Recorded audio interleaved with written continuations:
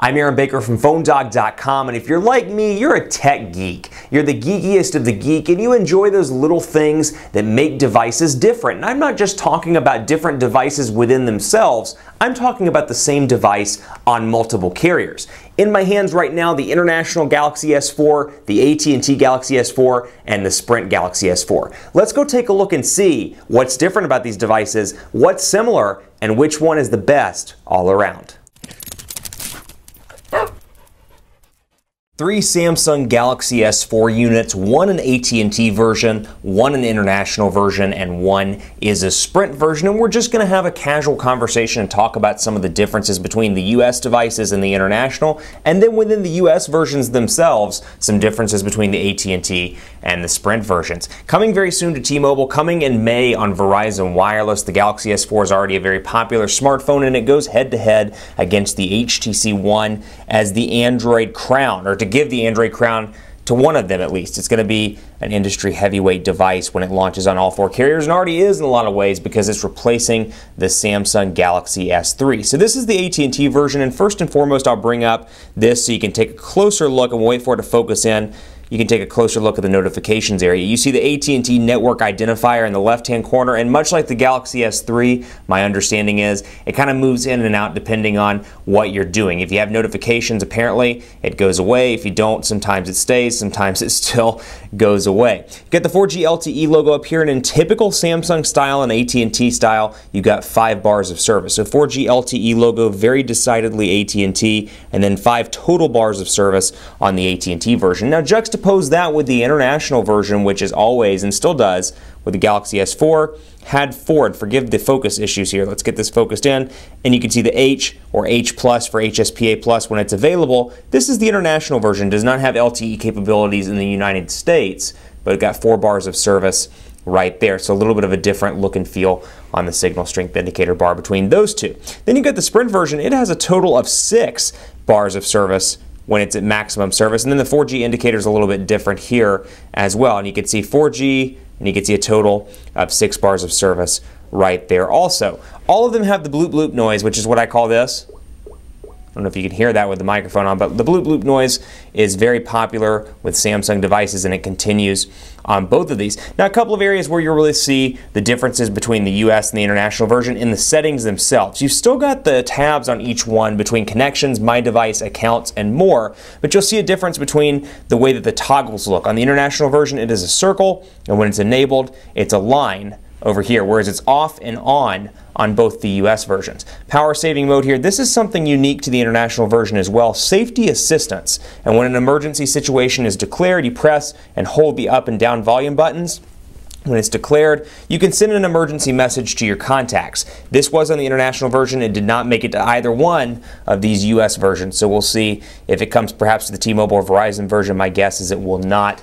Usually international features like that don't make it over. And then of course blocking mode historically has not been on Verizon devices either. Let me jump back in here so you can see again some of the differences. And then of course all the stuff here kind of the same, my device, and just to show you the difference, accessories and then accessibility, but no safety assistance area on the US versions. Let's take a look at quadrant standard and speed tests on both of these devices. We'll run them side by side. Hope you're as ready for this as I am, and before we do that, we'll talk about some of the applications on each one of these devices. You see a lot of AT&T stuff over here. AT&T Family Map, AT&T Locker, Navigator, Smart Wi-Fi.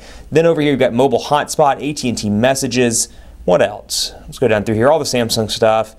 Visual voicemail, which I installed, YP Mobile, which comes out of the box. Nothing really on the international version, save for some games. Brain Challenge comes out of the box. Littlest Pet Shop, Little Big City. This is the Latin America version of the Samsung Galaxy S4. And then that is it. Excuse me, I'm sorry. Wonder Zoo and Uno also come out of the box. And over here, some Sprint stuff as well. Sprint Zone, Sprint Worldwide, Sprint TV and Movies, and Sprint Music Plus.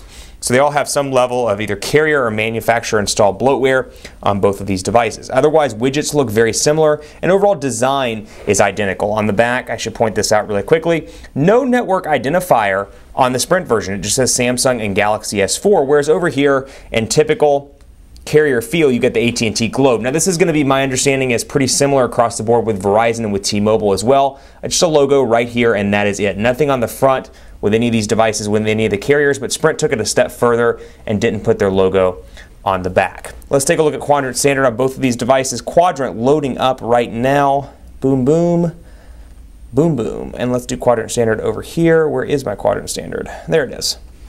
And we'll run the benchmarks on all of these devices and take a look. So also you're seeing the difference between the white frost and the black mist as well, and some of the different color themes. They both have textures on the colors, so it kind of prohibits the scratches or keeps the scratches at bay, if you will, versus a solid color where you get that scratch, you get that scuff, and you see it almost immediately. That is something I like about both of these devices. I will say I've had both of these in the office for a while, actually these two. This one just came in because I bought it at the AT&T store for the site/company. Had both of these for a while. And I will say the black one is much more of a fingerprint magnet than the white version. So keep that in mind. If that's something that bothers you, buy the white version, don't buy the black version. But take a look at both in store and see which one you prefer more. So here we go, benchmark results, yes, yes, yes. AT&T, 12,235. 12,679, 12,686. So Sprint version first, international version second, AT&T version in third place. Now let's take a look at the LTE scores versus HSPA+. Obviously the international version is at a loss here because it doesn't have HSPA+ capabilities. So keep that in mind. Let me look for speed test on here. Doot. There we go there. And let's get speed test loaded up. Actually, I need to go ahead and install it on the AT&T version. Alrighty, installed and ready to go, and they are all on the Skybeam server that's based in Dallas. We'll begin the test right now and take a look between all three of these. They're all in megabits per second as well, as opposed to kilobits per second. So AT&T, very dominant in the Dallas area. Obviously, this is one of what I would call AT&T's two home markets, if you will, home being Dallas and Atlanta.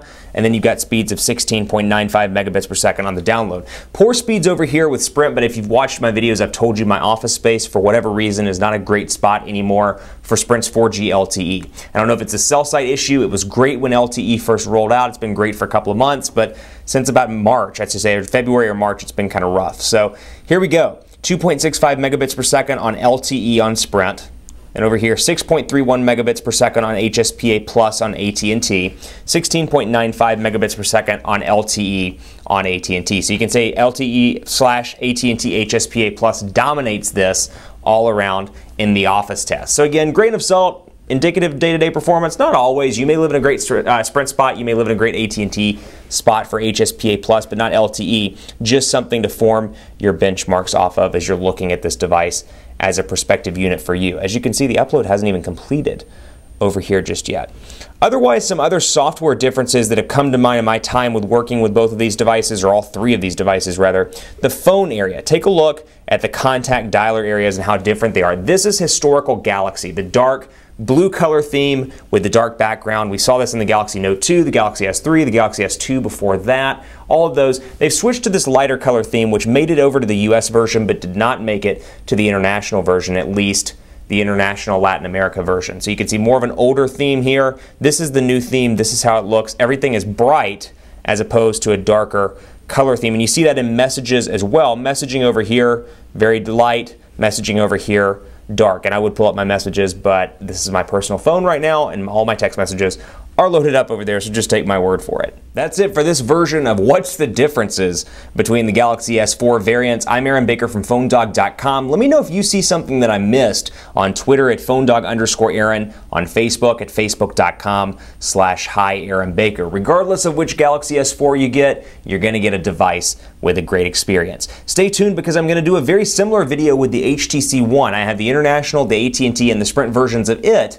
as well, so be on the lookout for that in the coming days. We'll compare the differences between HTC's flagship device. Thanks so much for watching, and as always, I'll see you next time.